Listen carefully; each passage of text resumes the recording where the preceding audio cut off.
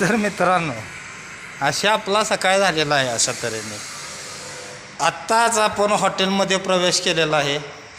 आत्ता आपल्या हॉटेलमध्ये काय हाल हवाला काय चालू आहे तोपर्यंत या मॅडम दिसल्या की सकाळ सकाळी हातात झाडू.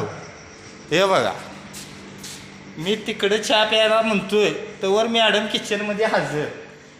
मॅडमने अशा तऱ्हेने चहा केलेला आहे. स्पेशल चहा म्हणजे दुधाचा असते. आता त्याच्यात पावडर घालणार आणि असा हे बघा ह्यो कचरा असा काढलेला आहे. हे आमच्या हॉटेलचं मॅनेजमेंट.